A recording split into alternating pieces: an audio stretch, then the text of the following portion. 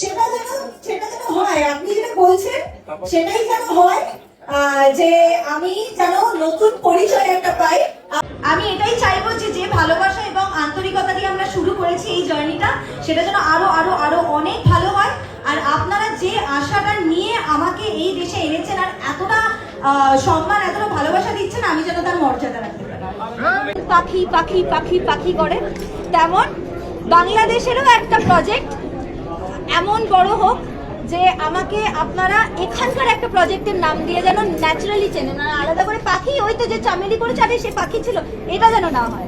যেন আরে মধুমিতা আরে সে চামেলি মনে আছে, এটা যেন হয়। আমি এটাই, এত কিছু আমি ভাবি না, আমি একটাই জিনিস ভাবি, যখন যেই পরিচালক আমাকে কাজ করছে তিনি যেন আমাকে নিয়ে খুশি থাকে। কলকাতার বোঝে না সে বোঝে না সিরিয়ালের জনপ্রিয় নায়িকা পাখি, তার আসল নাম হচ্ছে মধুমিতা। সে বর্তমানে ঢাকার প্রযোজক ইকবালের সিনেমায় অভিনয় করতে যাচ্ছেন। পাখি যে চরিত্রে অভিনয় করছেন তার নাম হচ্ছে চামেলি।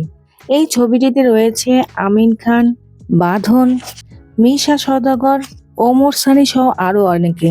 কলকাতার পাখি এবার চমক দেখাতে আসছেন বাংলাদেশের চামেলি হয়ে। বোঝে না সে বোঝে না সিরিয়ালটি তার খুবই জনপ্রিয় হয়েছিল, এখন সে অভিনয় করছে সিনেমায়। দেখা যাক চামেলি চরিত্রে কেমন ভাবে সবার সামনে হাজির হয় পাখি।